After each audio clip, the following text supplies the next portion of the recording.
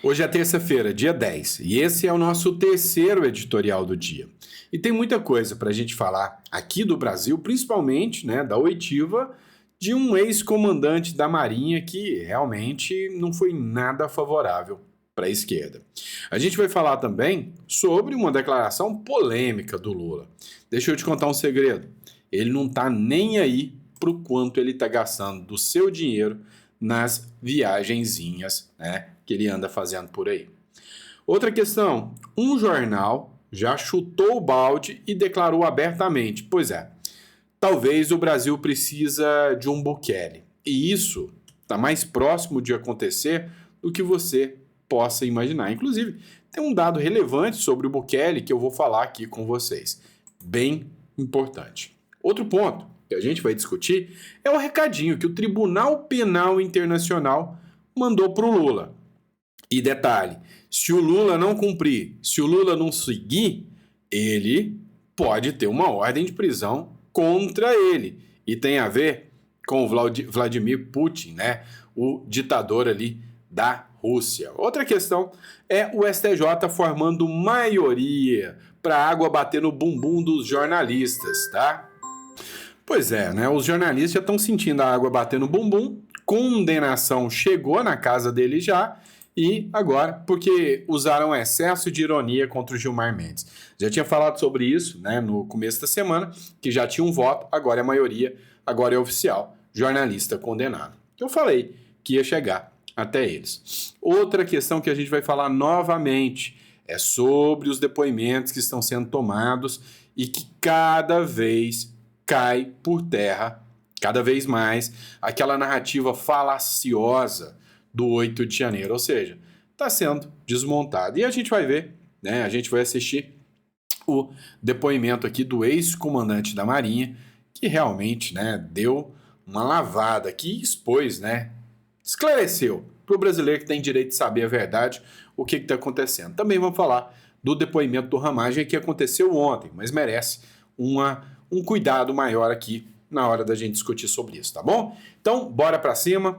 Cogite inscrever-se no canal para você sempre estar atualizado com informações de relevância, para não ter o risco de cair em fake news, Sempre informações com fontes e com bases aqui bem estruturadas para vocês, tá bom? Então bora para cima? Inscreva-se, bora bater nossa meta, 2 milhões de seguidores. Bora para cima!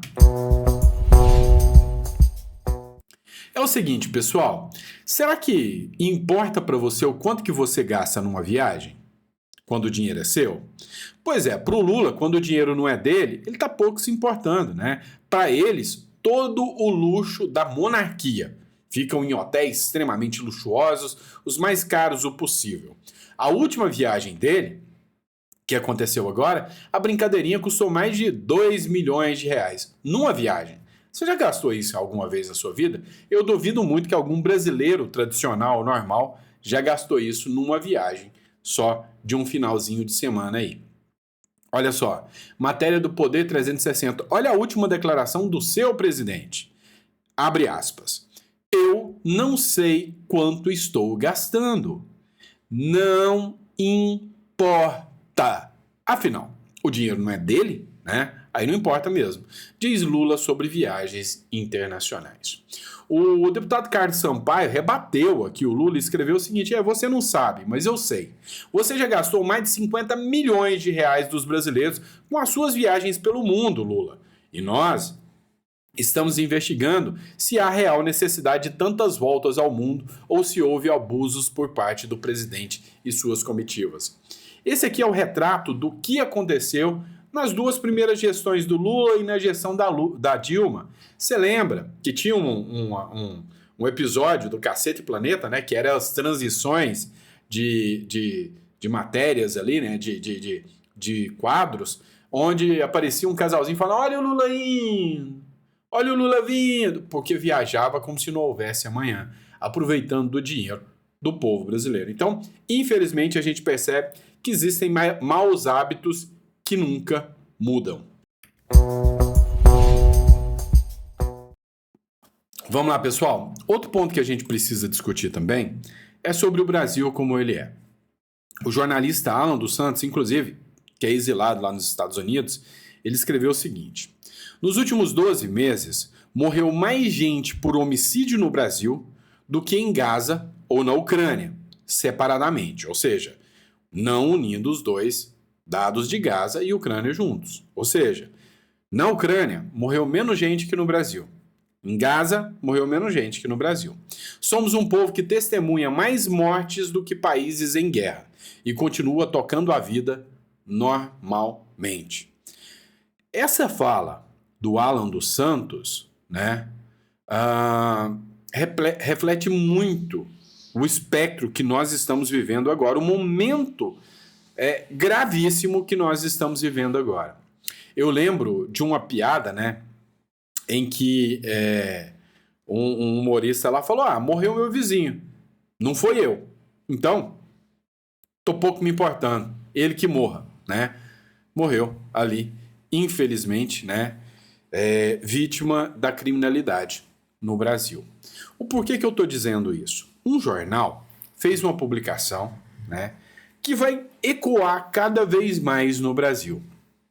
Matéria do NotJournal.ai. Talvez o Brasil precise de um Bukele. Vamos analisar essa matéria? O país enfrenta uma crise profunda, não apenas econômica, mas institucional. A criminalidade organizada ocupa espaços antes impensáveis. A classe média teme sair de casa com o celular no bolso. O judiciário se mostra lento, por vezes politizado. Eu vou além. O judiciário é bem conivente. O Lula falou isso lá na Interpol, citando que o crime organizado já tomou conta do judiciário, do futebol e da política. E a política, paralisada por interesses próprios, evita qualquer sacrifício real. Enquanto isso, El Salvador virou o centro de um debate incômodo. Seria possível restabelecer a ordem com liderança firme, ainda que fora dos moldes tradicionais? A pergunta não é sobre autoritarismo, mas sobre eficácia. É mais do que isso, sobre coragem política para romper pactos que nos trouxeram até aqui. E é fato que a gente precisa, eu sou defensor ferrenho da tese de que nós precisamos de um Bukele. Olha só essa matéria da Gazeta do Povo. O atentado na Colômbia revela métodos de grupo de esquerda, que é uma violência política. O cenário global parece reverberar o eco da violência política do passado com um som dissonante e inquietante. A imagem do político colombiano de centro-direita Miguel Uribe, alvejado em pleno comício por opositores de esquerda aparentemente ligados ao narcoterrorismo. Não é um incidente isolado. É ao contrário, um grito de alarme que rasga a frágil tapeçaria da democracia. A esquerda usa o manto da democracia de forma mentirosa. Nunca se preocuparam com a democracia. Essa não é a verdade. Mas eles têm um modus operandi. E o modus operandi é simples de resolver, é simples de entender. Funciona assim. Nós vamos aparelhar o judiciário, nós vamos aparelhar o Ministério Público, nós vamos aparelhar a Polícia Federal, nós vamos aparelhar o Congresso Nacional.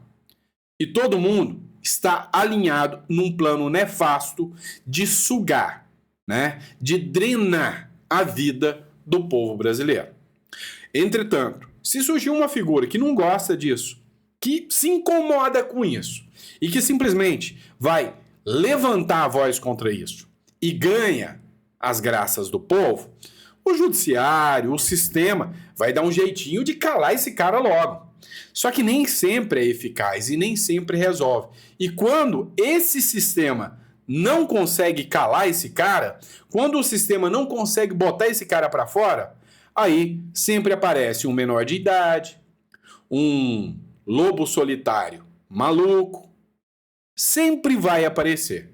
Então o modus operandi do Foro de São Paulo já é conhecido, já é histórico. É fato. É assim que acontece. Um dado relevante sobre o Bukele, já que a gente citou sobre ele. O presidente de El Salvador, Nayib Bukele, é descendente de palestino. Olha só que impressionante. E sua esposa, Gabriela Rodrigues de Bukele, é descendente de judeus sefardistas. E Nayib Bukele é pró-Israel na luta contra o Hamas. Para você ver que não tem esse lance de ser descendente disso ou daquilo.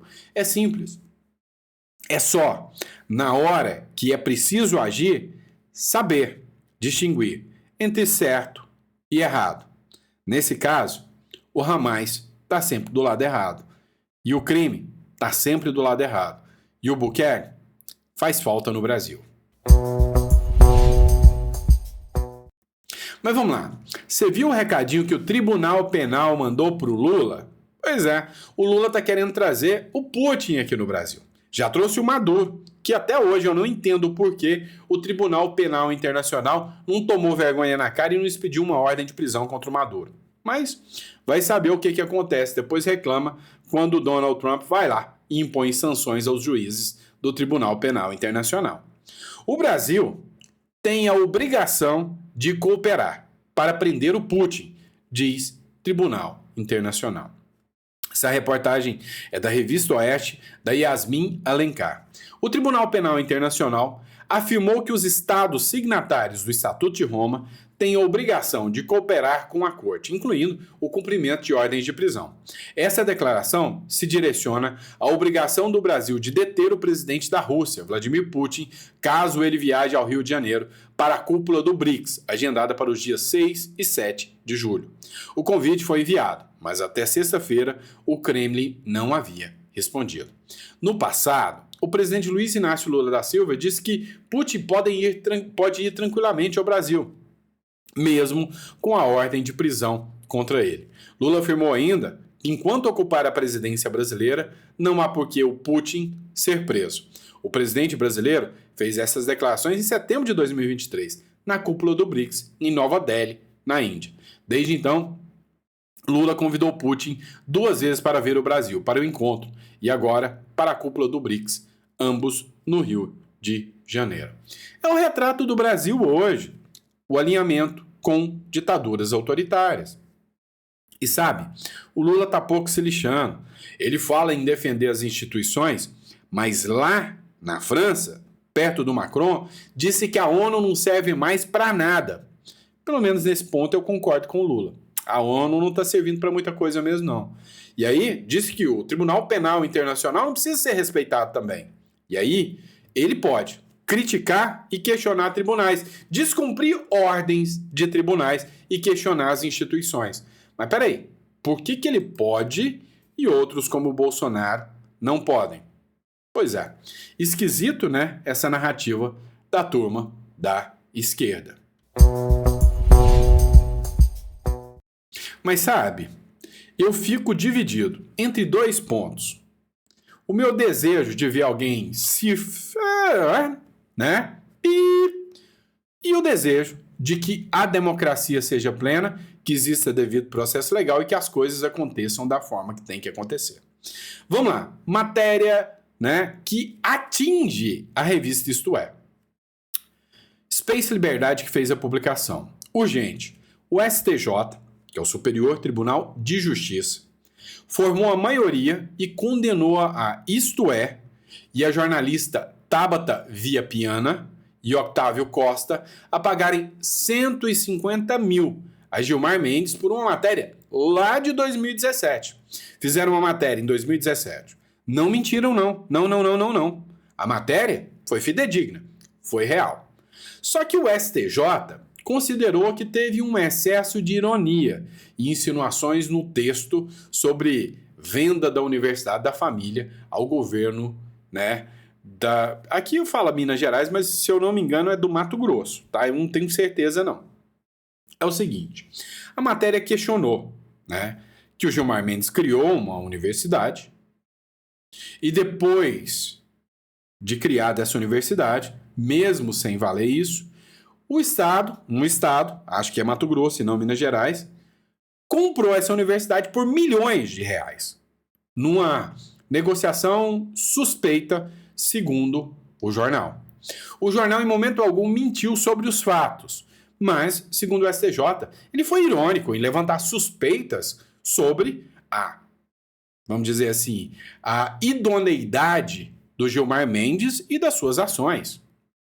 Ora, vamos entender o seguinte, Para bom entendedor, pingo é letra. O recado foi dado.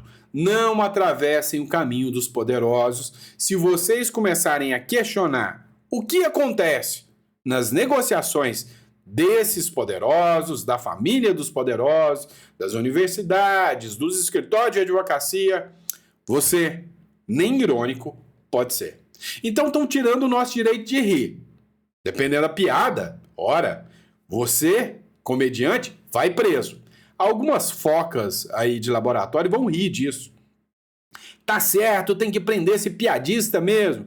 Mas mais cedo ou mais tarde, são eles que vão rir de uma ou outra piada. Aí quem vai preso não é o piadista, é quem tá rindo. Tiraram o nosso direito de rir. Agora, o nosso direito de ironizar. Porque de falar a verdade já é crime há muito tempo falar a verdade. Vamos lá, pessoal. Vamos para o próximo bloco agora. Deu uma travada aqui no computador. Bora lá. E vocês sabem que aqui não tem equipe editorial, não tem milhões do Pix do governo Lula para Globo. Aqui é eu mais eu com eu, né? É nós. É o trio Parada Dura. Eu mesmo e mim, né? A gente faz tudo. A gente edita, a gente grava, a gente faz som. Por isso que tem hora que aparece uma porcaria aqui, né? Não sou bom de fazer isso tudo, não. Só sou bom de falar, tá? Falo demais. O que acontece? Vamos falar agora, né, na trama golpista Tabajara. Olha só, o Vinícius Carrion fez uma publicação citando uma matéria do UOL. Juristas apontam elo fraco entre o plano golpista e 8 de janeiro, feito pela PGR. Elo fraco? A denúncia é fraca. Os fatos não foram provados. Tudo é com base numa delação que parece até o Chicó. Você lembra do Chicó, do Alta Compadecida? Você pergunta para o Mauro Cid, aconteceu isso, assim, assim, assado? Não sei, só sei que foi assim. Não é assim que está sendo? É? Não sabe de nada. A hora que interessa eu sei, a hora que eu não lembro, não sei. Só sei que foi assim, Chicó. Lembra disso? Pois é o depoimento do Mauro Cid. Está difícil levar a sério, ainda mais depois de tantos achismos da delação do Mauro Cid.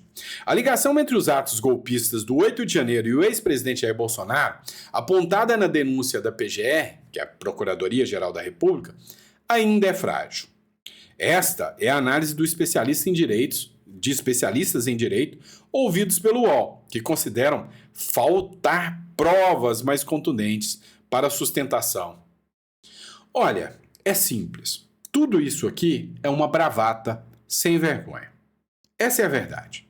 Ninguém ficou convencido de que aquelas pessoas lá do 8 de janeiro, com Bíblia na mão, que o vendedor de algodão doce, que o popcorn and ice cream sealers, lembra disso?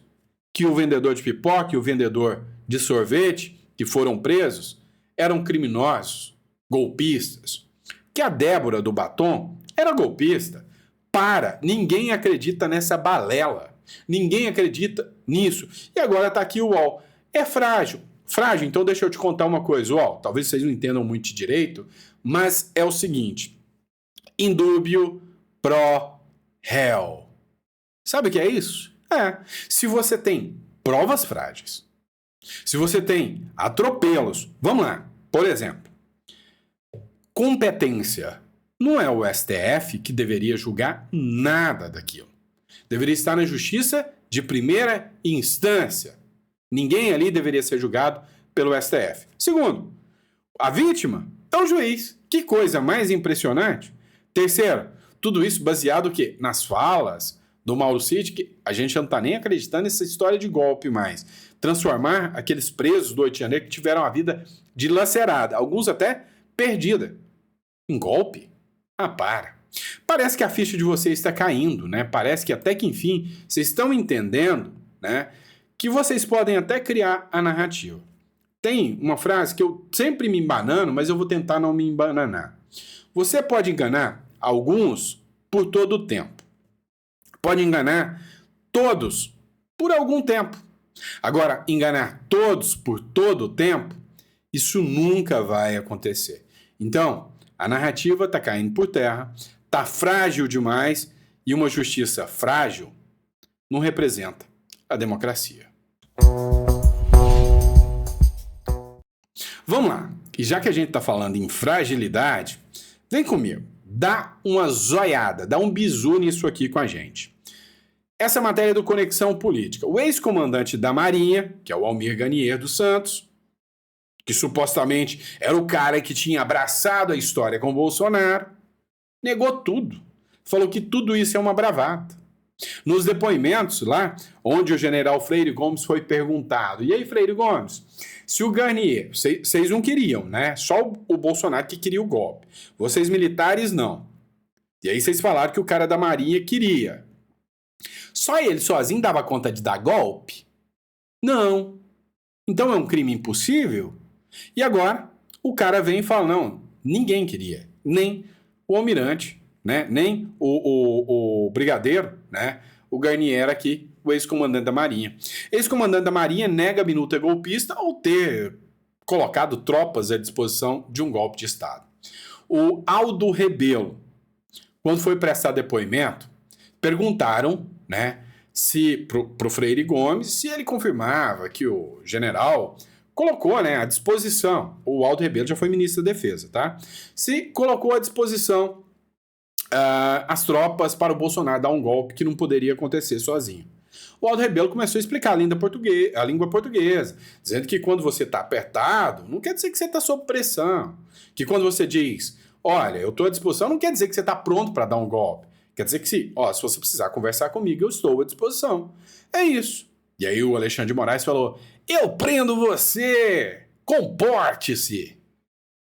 Pois é o retrato da política e da justiça brasileira. O ex-comandante da Marinha, brigadeiro Almir Garnier Santos, confirmou nesta terça-feira a primeira turma do Supremo Tribunal Federal que participou de reuniões com o então presidente Bolsonaro no Palácio da Alvorada. Segundo o militar, uma das reuniões ocorreu no dia 7 de dezembro, data citada na denúncia da Procuradoria-Geral da República, como o momento em que teria havido uma discussão entre Bolsonaro e os comandantes das Forças Armadas e o ministro da Defesa, Paulo Sérgio Nogueira, sobre uma possível minuta de decreto de intervenção. Durante o depoimento, Garnier afirmou que o encontro tratou de temas relacionados à segurança pública e à atuação das Forças Armadas diante das manifestações populares que ocorriam na época. O ex-comandante também relatou que foram apresentadas hipóteses sobre a decretação de uma operação de garantia da lei e da ordem, mas negou que qualquer decisão tenha sido tomada naquele momento. Houve uma apresentação de alguns tópicos de consideração que poderiam, talvez, levar a talvez, não foi decidido isso naquele dia, a decretação de uma GLO ou necessidades adicionais, principalmente visando a segurança pública. Questionado sobre a existência de uma minuta golpista, Garnier negou ter recebido qualquer documento com esse teor. Agora eu te pergunto, GLO está prevista na Constituição? Se está prevista na Constituição, se está lá na Carta Constitucional, dentro das 4 linhas de Constituição, como assim golpe, cara pálida? Não faz sentido. Olha só, eu vou colocar o trecho aqui, onde a gente vai ouvir, né, o que o comandante, né, da Marinha, da época, o ex-comandante, falou. Presta atenção no que ele disse aqui. A minuta, ao documento, aos conselhandos, seja na conversa, foi conversado sobre eventual fraude às urnas nas eleições, sobre exageros da justiça eleitoral, sobre a necessidade de novas eleições? Senhor ministro, não vejo, não me vem à cabeça a questão de necessidade de novas eleições terem sido discutidas ali. Naquele dia não houve isso. A busca, a ideia de que poderia haver fraudes ou condução ligada, alguma coisa ligada à condução das eleições, de certa forma estava dividida em 2 vertentes. Uma, com a equipe de transparência, que trabalhava na transparência eleitoral, de um grupo das Forças Armadas que trabalhavam junto ao TSE, que estavam analisando a questão que poderia levar a esse entendimento de se identificou ou não alguma fraude. E, ao mesmo tempo, o presidente também nos colocava a par das questões legais, onde ele discutia, através, creio eu, juntamente com o partido dele, o Partido Liberal, questões de condução da justiça eleitoral, né?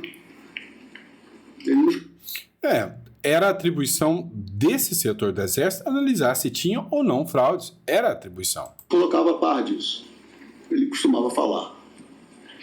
O senhor se recorda se nesses conselheiros a conclusão era não só a questão da GLO, mas a decretação do estado de sítio a partir do que se considerava ilegítima condução das eleições? O próprio ministro Alexandre de Moraes confirma: haveria possibilidade da GLO se fosse confirmado, ou considerado ilegítima a condução das eleições. Neste dia, não houve conclusão nem deliberações. Que eu me lembro desse dia foram apresentadas considerações que deixavam uma dificuldade, vamos dizer assim, na condução do país. Afinal de contas, o candidato derrotado, Jair Messias Bolsonaro, ainda era o presidente eleito naquele período. E preocupava a ele e aos demais ministros, incluindo o da Defesa, qualquer questão que pudesse descambar para algo não muito agradável. Então, essa era a tônica. E não houve conclusões, não houve discussões. Eu me lembro que o presidente interrompeu essa reunião, dizendo que talvez nos convocasse em outro momento. Acho que ele estava pensando, era um estudo, alguma coisa que me parecia que ele estava estudando. Ou seja, era um estudo. E aí as pessoas podem ser condenadas por um estudo. Vem cá, se eu fosse contratado para elaborar uma minuta de golpe, eu saberia redigir uma minuta de golpe, claro. A gente usa a Constituição, para fazer uma minuta de golpe. Mas vamos lá. Se eu fosse chamado como advogado, como consultor jurídico e falasse: Sandro, redige aí uma minuta de golpe, tá? Eu redigiria da seguinte forma: fica a partir de agora decretado que pegaremos alguém que teve 60 delações premiadas, 32 condenações, 80 milhões em propina e mais de 3 mil evidências nos autos, com 5-0 no STJ, 3-0 no TRF4, 1-0 na vara criminal. Mensalão, petrolão, assalto a fundos de pensão, propinoduto, detonou Petrobras, detonou um monte de órgãos e vamos colocar ele para ser candidato, para vencer a presidência. Ponto. Que minuta boa, né? E aí, se eu escrever isso, eu posso ser condenado só por escrever? Ou só por estudar? Ou só por ser consultado? Entenderam? Então, assim, a coisa vai muito além do que você imagina. Aqui, o cidadão brasileiro já entendeu o que está acontecendo, né? O intuito é tirar o Bolsonaro da corrida eleitoral. Mas vamos lá, a gente precisa analisar um pouquinho esse cara aqui, Alexandre Ramagem. Um determinado momento, o depoimento do Alexandre Ramagem chamou muita atenção. O pessoal apoiador do Bolsonaro está comemorando o depoimento do Ramagem. Para delírio da esquerda nas redes sociais, o Ramagem se manteve firme, não cedeu à pressão, falou apenas a verdade. Diante de Moraes, Ramagem se mantém fiel à verdade e não fabrica histórias contra Bolsonaro para salvar a própria pele. O que tinha que dizer, simplesmente foi lá e, disse, manteve o seu discurso. A gente vai ouvir agora um trecho da fala do deputado federal Alexandre Ramagem. Disse que a PF induziu o Supremo e a PGR a erro. O senhor enviou esse arquivo, esse trecho que eu li, o senhor enviou ao ex-presidente Jair Messias Bolsonaro? Olha, o que é bom para colocar para o senhor que de todos esses arquivos são 2, e notas de todos os meus alfarrábios, dos meus dispositivos, a Polícia Federal, que com certeza ela verificou todas essas minhas escritas, se houve um encaminhamento ou não, a Polícia Federal, no meu interrogatório, me apresentou uma mensagem de encaminhamento ao presidente da República. E eu confirmei, olha, esse é o meu telefone, esse é o telefone à época da presidência da República. Então aqui, senhor ministro, senhor procurador e demais, eu venho trazer para os senhores uma questão que eu acredito que, aparentemente, a Polícia Federal induziu a erro a PGR e esse órgão, essa primeira turma do STF. O senhor não encaminhou, então? Não, eu encaminhei. Só vou explicar aqui, encaminhei. O que eu vou explicar o que é isso aqui. E o que eu vou contar e declarar aqui para os senhores, eu declarei no interrogatório na Polícia Federal e eles não colocaram no relatório da Polícia Federal. Essa mensagem que está aqui, ela está no relatório, ela foi produzida em 16 de julho, ou seja, antes da live, não devia nem ter programação de live, porque a live era programada semana a semana, no contexto do voto, da votação na Câmara dos Deputados, 16 de julho. O que diz a mensagem aqui? A mensagem, inclusive, é cortada, não entendo por que é cortada, porque eu acredito que no início deve explicar o que eles não querem que se explicou, que em processo antecipado de fiscalização, essas palavras minhas escritas, de auditoria dos softwares de urna, as maiores autoridades em computação já conseguiram verificar diversas falhas e vulnerabilidades. E aí o elenco. Sistema de inicialização de urna, boletim de urna falso, chave criptográfica da urna, ordem do registro digital do voto, quebrando o sigilo do voto, código-fonte. Senhor ministro, eu expliquei na Polícia Federal, os senhores sabem o que é isso? Isso aqui é ipsis literis, literal, é literal, por isso que é fácil identificar, de um vídeo de uma audiência aqui no Pleno do Supremo Tribunal Federal, perante os ministros. Eu avisei na hora a delegada que estava me inquirindo. Isso é um vídeo que eu encaminhei ao presidente da República. É um vídeo de mais de 10 minutos que o advogado... Vocês viram, né? Foi cortado aqui. É um vídeo que o advogado questiona a lisura. Um vídeo que aconteceu em plenário. Seria uma reunião também? Pode ser considerado uma reunião contra a democracia? Não.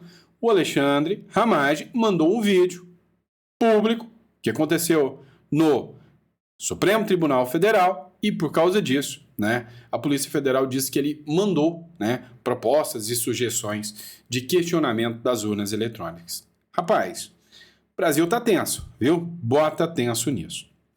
Você que assistiu até aqui, gostou do nosso conteúdo? Não esqueça de compartilhar e inscrever-se no canal. Muito obrigado pela confiança, pela credibilidade de vocês. A gente está tentando melhorar o áudio. Acho que o áudio não está muito legal ainda, mas eu estou quebrando a cabeça aqui, né? Estou tentando acertar aqui com vocês, tá bom? Grande abraço e até o próximo editorial.